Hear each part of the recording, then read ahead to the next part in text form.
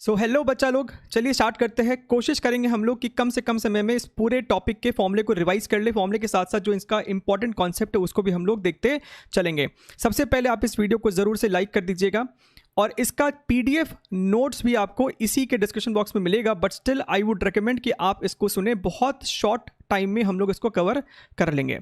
चलिए, तो यहाँ पे आप पहले देख सकते हैं, this is your capital Q is equal to N into E, which is basically your quantization of charge.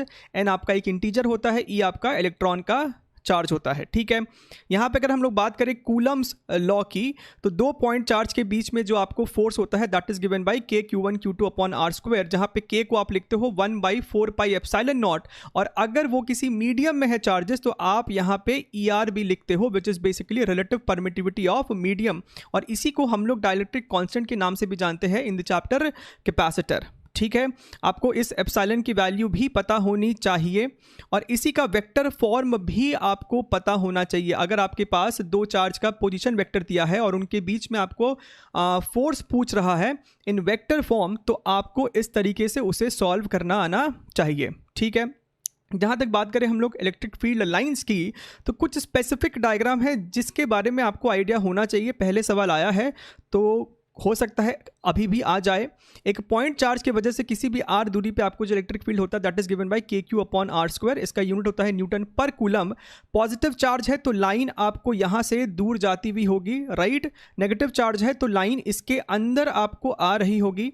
अगर आपके पास एक पॉजिटिव एक नेगेटिव चार्ज है तो इलेक्ट्रिक फील्ड लाइन्स कुछ इस तरीके से दिखता है, और अगर दोनों ही सेम चार्ज है, दोनों क्या तो पॉजिटिव हो या फिर दोनों नेगेटिव हो, तो इस तरीके से आपको रिपेलिंग नेचर का इलेक्ट्रिक फील्ड लाइन्स बनता है।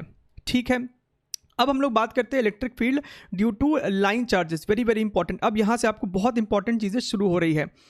सबसे पहली बात, चार्ज इज यूनिफॉर्मली डिस्ट्रीब्यूटेड। जैसा कि आपको पता है कि सिर्फ फॉर्मूला नहीं रटना होता है, कंडीशन के साथ उसको ध्यान में रखिए। यूनिफॉर्मली चार्ज डिस्ट्रीब्यूशन है। अगर आपके पास एक फाइनाइट लेंथ का वायर है जिसपे आपको lambda coulomb per metre charge distribution density दिया हुआ है आपको, राइट। तो इस पॉइंट पे आपको इलेक्ट्रिक फील्ड हम लोग दो डायरेक्शन में देखते हैं। एक होता है ई परपेंडिकुलर, यानी कि इस ग्रीन वाले वायर के परपेंडिकुलर डायरेक्शन में इलेक्ट्रिक फील्ड कितना है, और इस ग्रीन वाले वायर के पैरेलल डायरेक्शन में आपको इलेक्ट्रिक फील्ड कितना है। ये दोनों उसका फॉर्मूला है। θ1 θ2 क्या होता है उसको ध्यान में रखना है। ठीक है, अगर आपका सेमी इनफाइनाइट वायर है, यानी कि ऊपर से तो ये इनफाइनाइट है लेकिन यहाँ पे आपको ये वायर फाइनाइट है, नीचे में आपको ये फाइनाइट है, तो आपके पास सिर्फ θ2 होगा, और जो θ1 हो जाएगा, ये वाला जो एंगल होता वो आपको 90 डिग्री हो जाएगा। अब आपके पास ई परपेंडिकुलर ई पैरेलल फिर से है, तो यही फॉर्मूला को यूज करना होता है। This is a general formula. अब आप इसमें θ1 की जगह 90 डिग्रीज को सब्स्टिट्यूट कर देंगे, और जो फॉर्मूला हमें बाई हार्ट याद होना ही चाहिए that is for infinite wire. ऊपर भी इनफाइनाइट, नीचे भी आपको इनफाइनाइट है। किसी डी दूरी पे आपको जो इलेक्ट्रिक फील्ड है सिर्फ आपको परपेंडिकुलर वाला ही पार्ट बचता है, पैरेलल वाला 0 हो जाता है। यहाँ पे θ1 θ2 दोनों 90 डिग्री होगा। आपको फॉर्मूला बनेगा 2k लैम्डा बाई डी, जिसे आप lambda upon 2 pi epsilon not D से भी याद रख सकते हैं। ठीक है, अब बात करते हैं electric field due to a charged ring. यहाँ पे भी आप देख सकते हैं यूनिफॉर्म चार्ज डिस्ट्रीब्यूशन है। सेम फॉर्मूला आपको ग्रेविटेशन में भी होता है, जिसका वन शॉट इसी चैनल पे है। ठीक है, इस रिंग के कारण किसी भी x दूरी पे आपको जो इलेक्ट्रिक फील्ड है एक्सिस पे, that is KQX upon x square plus R square to the power 3/2। अब इसमें चीज़ें क्या क्या आपको याद रखनी है जो कि बच्चे को याद ही नहीं रहता है, या फिर वो उसको ड्राइव करने बैठेंगे एग्जाम में। पहला कि x equals two plus minus R upon √2 पे, यहाँ पे और यहाँ पे आपको इलेक्ट्रिक फील्ड की मैग्नीट्यूड जो है वो मैक्सिमम होती है। आपको मैग्नीट्यूड जो है वो मैक्सिमम होती है। ठीक है, अच्छा, अभी यहाँ पे ये मत कंफ्यूज कीजिएगा कि सर ये ग्राफ इसी पॉजिटिव चार्ज डिस्ट्रीब्यूशन के कारण है क्या। यहाँ पे जो आपको ग्राफ बना हुआ है, यहाँ पे जो आपको ग्राफ बना हुआ है, दिस इज बेसिकली कंसिडरिंग अगर इसके ऊपर एक नेगेटिव चार्ज होता, तो दोनों चीज़ आपको एक साथ दिखाई गई है। अगर इस पे नेगेटिव चार्ज होता तो इलेक्ट्रिक फील्ड राइट साइड में टूवर्ड्स लेफ्ट होता, इस रीजन में आपको इलेक्ट्रिक फील्ड लेफ्ट डायरेक्शन में होता, इसलिए आपका ग्राफ यहाँ पे नेगेटिव में है। ठीक है, ओके, अच्छा, पहली बात ये हो गया। दूसरा, अगर हम सेंटर की बात करें तो सेंटर पे आपको इलेक्ट्रिक फील्ड 0 होगा। ठीक है, बढ़िया। Electric field due to a charged disc, इस फॉर्मूले पे हालांकि मेंस लेवल पे सवाल आना बहुत मुश्किल है, नहीं देखा जाता है, लेकिन अगर ये डिस्क आपको बहुत बड़ी होती है, इनफाइनाइट साइज की होती, तो वो हमें फॉर्मूला पता होना चाहिए, it is sigma upon 2 epsilon naught, right, for an infinite sheet. Disc ही नहीं, कोई शीट भी होगा लेकिन बहुत बड़ा होगा तो इलेक्ट्रिक फील्ड उसके जो पास में होता है that is sigma upon 2 epsilon not. Very very important, इसी फॉर्मूले को हम लोग यूज़ करते हैं कैपेसिटर में भी। अब आ जाइए electric field due to charge sphere. अब इसमें भी आपके पास दो सिचुएशन बनता है, पहला होता है कंडक्टर और दूसरा नॉन कंडक्टर। तो कंडक्टर के साथ आपको चीज़ ये है, आपका कंडक्टर हॉलो हो या सॉलिड हो उससे फ़र्क नहीं पड़ता, क्योंकि एक कंडक्टर पे चार्ज हमेशा सरफेस पे होता है। तो अगर चार्ज आपका सरफेस पे है तो charge distribution is more or less like a charge on a hollow shell, ठीक है। तो सॉलिड पे भी है तब भी चार्ज तो सरफेस पे ही है।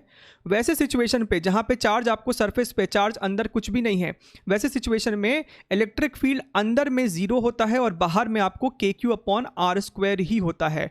अगर आपका small r more than capital R है तो यही फॉर्मूला होगा। तो यहाँ पे हम लोग एक टेक्निक याद रखते हैं कि for an outside point we can assume the entire charge to be concentrated at the centre, और इसके कॉरस्पॉन्डिंग ये रहा आपका इलेक्ट्रिक फील्ड का ग्राफ। अंदर में इलेक्ट्रिक फील्ड जीरो और बाहर में इस तरीके से वेरी कर रहा है। और वही अगर हम लोग बात करें कि सॉलिड नॉन कंडक्टर की, नॉन कंडक्टर में आपने चार्ज जहां रख दिया वो वहीं पर रहने वाला है। Through out the solid uniformly distributed अगर चार्ज है, इन that case for R less than capital R, यानी कि अंदर में जो आपको इलेक्ट्रिक फील्ड होगा that is KQ small r upon capital R cube, या फिर हमें इसे इस तरीके से भी याद रखना चाहिए rho r upon 3 epsilon naught, where rho is the charge density, volume charge density, coulomb per metre cube. और बाहर की बात करें तो KQ बाई R स्क्वायर। तो इसका ग्राफ कैसा होगा, अंदर में इट इज़ डायरेक्टली प्रोपोर्शनल, देख सकते हैं ना, स्मॉल r के साथ डायरेक्टली रिलेटेड है ये, तो अंदर में प्रोपोर्शनल और बाहर में इस तरीके से डिक्रीज कर रहा है। सेम ग्राफ आपको होता है कहाँ पे, ग्रेविटी में भी, ठीक है। अच्छा, now this is also very very important, अगर आपका चार्ज डिस्ट्रीब्यूशन यूनिफॉर्म नहीं है तो क्या होगा। अगर हम बात करें फॉर एग्जांपल एक रॉड है जहाँ पे चार्ज डिस्ट्रीब्यूशन यूनिफॉर्म नहीं है, तो आप यहाँ पे इंटीग्रेशन का इस्तेमाल करते हैं। आपको अगर P पॉइंट पे इलेक्ट्रिक फील्ड निकालना है तो आप P पॉइंट से x दूरी पे जाते हो इस रॉड पे और dx लेंथ का एक एलिमेंट लेते हो, और उस dx लेंथ के एलिमेंट में कितना चार्ज होगा, तो charge density multiplied by dx, और इस dq चार्ज की वजह से आप इस P पॉइंट पे छोटा सा इलेक्ट्रिक फील्ड निकालते हो और फिर आप उसको इंटीग्रेट कर देते हो, राइट। अगर आपके पास एक सॉलिड स्फीयर है जिसमें आपको नॉन यूनिफॉर्म चार्ज डिस्ट्रीब्यूशन है, लेकिन आपको वो चार्ज डिस्ट्रीब्यूशन का फंक्शन दिया हुआ है, राइट, रो किस तरीके से वेरी कर रहा होगा डिस्टेंस x के साथ, वो आपको दे रखा होगा। तो आप इस केस में क्या करते हो, आप x पे जाके dx लेंथ का, आप x पे जाके dx लेंथ का, ये आपको d होगा, dx लेंथ का आप एक बहुत पतला सा एलिमेंटल शेल अज्यूम कर लेते हो, राइट। और फिर आप इस एलिमेंटल शेल में कितना छोटा सा dq चार्ज होगा आप फिर वो पता करते हो, and then you integrate and find what is the total charge inside the sphere, ठीक है। और एक बार आपने पता कर लिया कि टोटल चार्ज कितना है, तो फिर इस A पॉइंट पे इलेक्ट्रिक फील्ड निकालना होगा तो KQ अपॉन R स्क्वायर कर देंगे, ठीक है, बढ़िया है। अब देखिए इलेक्ट्रोस्टैटिक पोटेंशियल, किसी भी R डिस्टेंस पे एक Q चार्ज के वजह से जो पोटेंशियल होता है that is KQ by R। यहाँ पे कंडीशन को ध्यान रखिएगा कि आपको चार्ज पुट करना है विथ साइन, ठीक है। ये आपके पास एक रिंग है, मान लीजिए ये आपका एक रिंग है और रिंग पे आपको कैपिटल Q चार्ज है और इसका रेडियस आपको R दिया हुआ है, बढ़िया। तो इसके वजह से x दूरी पे जो पोटेंशियल होगा that is KQ upon under root x square plus R square, ठीक है। एक शेल है आपके पास अगर मान लीजिए, और शेल पे आपको Q चार्ज है और रेडियस R है, तो अंदर में आपको पोटेंशियल हमेशा कांस्टेंट होता है, अंदर में आपको इलेक्ट्रिक फील्ड भी जीरो होता है, पोटेंशियल होता है KQ बाई R। और अगर बाहरी पॉइंट की बात की जाए यानी कि स्मॉल r, अगर आपका रेडियस से ज़्यादा है तो KQ बाई स्मॉल r होगा। तो अंदर में पोटेंशियल कांस्टेंट और फिर बाहर में डिक्रीज कर रहा है। सॉलिड की अगर बात करें जहाँ पे आपको यूनिफॉर्मली चार्ज डिस्ट्रीब्यूटेड है, उस केस में अंदर में पोटेंशियल का फॉर्मूला आपको ये होता है और बाहर में it is KQ by small r। Graph इसका पहले ये आपको एक पैराबोलिक कर्व है और उसके बाद ये इस तरीके से इनवर्स रिलेशन वाला एक कर्व है, ठीक है। इलेक्ट्रोस्टैटिक पोटेंशियल एनर्जी, दो चार्ज के बीच में आपको जो पोटेंशियल एनर्जी होता है सिस्टम का that is KQ1 Q2 upon R, ठीक है। कंडीशन क्या है कि आप यहाँ पे Q1 Q2 की वैल्यू को विद साइन पुट करेंगे, नेगेटिव आता है तो नेगेटिव ही सही। ठीक, सेल्फ एनर्जी, इसके ऊपर सवाल आजकल जेईई मेंस में आए दिन आ रहे हैं। अगर आपके पास एक शेल जैसा है यानी कि पूरे सरफेस पे ही यूनिफॉर्म चार्ज डिस्ट्रीब्यूशन है तो एनर्जी का फॉर्मूला होगा kq²/2r। और अगर आपके पास एक सॉलिड स्फेयर है जहां पे आपको चार्ज थ्रू आउट डिस्ट्रीब्यूटेड है तो उसका सेल्फ एनर्जी होता है 3kq²/5r। ठीक, अब आपको आता है relation between electric field and potential. तो ये रहा आपके पास इलेक्ट्रिक फील्ड, अगर आपको निकालना है तो आप पोटेंशियल के फंक्शन को डिफरेंशिएट करते हो और यहाँ पे ये del v by del x, del v by del v, del y, del v by del z क्या है? So these are called your partial differentiation. For example del v by del x का मतलब होता है you are differentiating the function v with respect to x keeping y and z as constant. ठीक है, दूसरा अपने पास क्या है equation, del v is equal to minus integral e dot d r. तो ये दोनों आपको इंपॉर्टेंट फॉर्मूला है ई और वी के बीच का रिलेशन का। बढ़िया है। इलेक्ट्रिक डाइपोल क्या होता है, आपके पास एक नेगेटिव चार्ज है एक पॉजिटिव चार्ज है separated by a distance small d। तो यहाँ पे डाइपोल मोमेंट क्या होता है, charge into separation between them. Dipole moment का डायरेक्शन क्या होता है, from negative charge to positive charge, यानी लेफ्ट टू राइट आपको इस केस में डाइपोल मोमेंट का डायरेक्शन होगा। बढ़िया है। अब अगर हम बात करें electric field due to a dipole on the axial point, तो एक्सियल पॉइंट के लिए आप ध्यान से देखिएगा, माइनस क्यू है प्लस क्यू है, सेपरेशन बिटवीन देम हमने यहाँ पे लिया है 2a दिस टाइम, और डिस्टेंस r हम मेजर करते हैं सेंटर से। तो सेंटर से अगर आप r दूरी पे जा रहे हो तो आपको इलेक्ट्रिक फील्ड का जो फॉर्मूला होता है वो ये होता है। लेकिन हमें जो ज़्यादातर क्वेश्चन पूछे जाते हैं वो इस कंडीशन पे होते हैं कि आपका ये एक शॉर्ट डाइपोल है, यानी कि जो r है ना वो बहुत बड़ा है as compared to small a, बहुत छोटा सा डाइपोल है ये आपका। इन दैट केस आपका इलेक्ट्रिक फील्ड का फॉर्मूला ही बन जाता है 2pk/r³, राइट। और इलेक्ट्रिक फील्ड का डायरेक्शन, हमेशा बच्चों को मैं ये बोलता हूँ कि सिर्फ फॉर्मूला को याद नहीं रखना है, ये भी ध्यान रखो कि इलेक्ट्रिक फील्ड का डायरेक्शन क्या होता है। It is always along the direction of dipole moment. Dipole moment आपका लेफ्ट टू राइट है तो आपका इलेक्ट्रिक फील्ड भी लेफ्ट से राइट की तरफ ही जा रहा होगा। ठीक है, और यहाँ पर डाइपोल मोमेंट क्या है, 2aq charge into separation between the charges. अगर हम बात करें इक्वेटोरियल पॉइंट की, राइट, तो ये आपका जनरल फॉर्मूला है जो कि इवन एनसीईआरटी में भी हम लोग डिफाइन कराते हैं। ठीक है, अच्छा, ये जो d होगा वो बेसिकली यहाँ पे है, right, this d is over here. d है कि r है, ओके, तो यहाँ पे बेसिकली एक r होना चाहिए था, this is suppose to be r, है ना। यहाँ पे कुछ भी नहीं है, इसको हटा दो, इसको भूल जाइए। ठीक है, बढ़िया।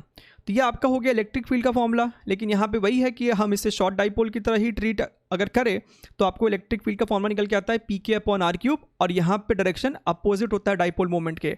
डाइपोल मोमेंट लेफ्ट से राइट की तरफ है और इलेक्ट्रिक फील्ड राइट से लेफ्ट की तरफ है। ठीक है, यहाँ पे आपको पोटेंशियल के बारे में भी अंडरस्टैंडिंग होना चाहिए।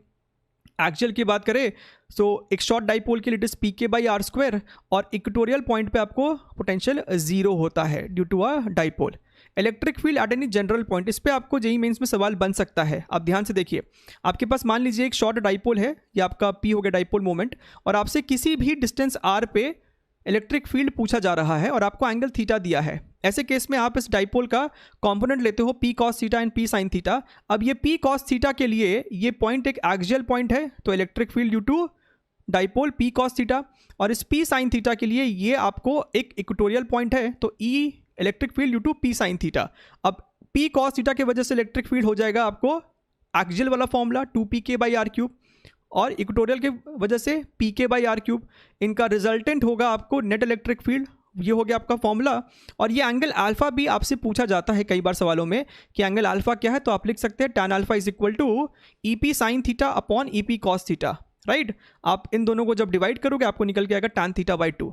Very very important, right. अब आपने अगर अपने डाइपोल को एक यूनिफॉर्म इलेक्ट्रिक फील्ड में रखा है तो टॉर्क की बात उठती है और पोटेंशियल एनर्जी की बात उठती है। टॉर्क होता है P क्रॉस E, और इसके ऊपर टाइम पीरियड बेस्ड सवाल आपसे पूछा जाता है, SHM वाला सवाल आपसे पूछा जाता है। और पोटेंशियल एनर्जी की बात करें तो U is equal to -P.E, जहाँ पे अगर आपका थीटा 0 डिग्री है तो वो आपको एक मिनिमम पोटेंशियल एनर्जी सिचुएशन है, -PE सिंपली। थीटा 180 डिग्री है तो मैक्सिमम है, और थीटा 90 डिग्री है तो पोटेंशियल एनर्जी आपको उस केस में 0 होता है। मिनिमम एनर्जी का मतलब स्टेबल इक्विलिब्रियम, ये वाला अनस्टेबल इक्विलिब्रियम। इंपॉर्टेंट पॉइंट है, ठीक है।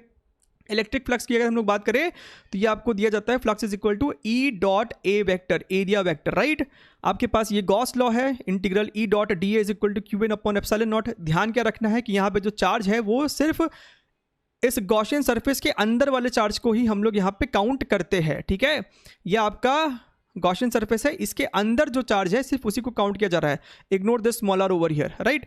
और जो इलेक्ट्रिक फील्ड होता है that is due to all the charges, सभी चार्जेस की वजह से आपको ये इलेक्ट्रिक फील्ड होता है। बढ़िया है।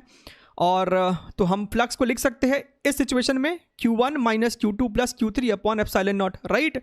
अब एक सॉलिड एंगल का कॉन्सेप्ट है, बहुत रेयरली मेंस में हम लोग इसको एक्सपेक्ट कर सकते हैं, लेकिन एटलीस्ट एक आइडिया होना चाहिए।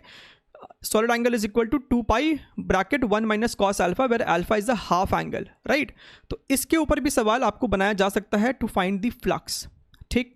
ओके, कंडक्टर के कुछ प्रॉपर्टीज आपको पता होना चाहिए। कोई कॉन्सेप्चुअल या थ्योरेटिकल क्वेश्चन में आपसे पूछा जा सकता है। फॉर एग्जांपल, कंडक्टर के सरफेस पे ही हमेशा चार्ज रहता है, इलेक्ट्रिक फील्ड अंदर जीरो होता है, पोटेंशियल कांस्टेंट होता है। Electric field lines on the conductor surface is always perpendicular to it, perpendicular to the surface, right. अगर आपके पास दो कंडक्टर है, दोनों पे डिफरेंट चार्जेस है, दोनों का पोटेंशियल डिफरेंस है, आपने दोनों को अगर टच कराया है या फिर एक वायर से कनेक्ट कर दिया है, कंडक्टिंग वायर से कनेक्ट किया है, तो दोनों कंडक्टर आपस में चार्ज को शेयर करेंगे जब तक कि दोनों का सरफेस का पोटेंशियल सेम नहीं हो जाता, राइट। अर्थिंग में आप क्या करते हो, आपके पास कोई भी एक बॉडी है, आपने उसको अर्थ कर दिया है, तो अर्थिंग करने के कारण उस बॉडी का पोटेंशियल हमेशा जीरो मेंटेन रहेगा। इसके ऊपर भी न्यूमेरिकल बनाया जा सकता है, ठीक है। बच्चे कंफ्यूज होते हैं कि अगर अर्थिंग कर दिया है तो इसके ऊपर चार्ज हमेशा जीरो होगा। हमेशा जीरो होगा ऐसा जरूरी नहीं है, लेकिन पोटेंशियल हमेशा जीरो होगा, that is always true, right. So I hope आपको यहाँ तक चीज़ें समझ में आई हैं। And again I would like to say this is how you revise the concept. आप अपने एंड मोमेंट पे इस तरीके के नोट्स को बना के रखें, और आई रिकमेंड कि आप इन नोट्स को भी सिर्फ कॉपी ना करें, समझ के 1 या 2 मैक्सिमम 2 A4 शीट में आप इसको नोट डाउन कर ले।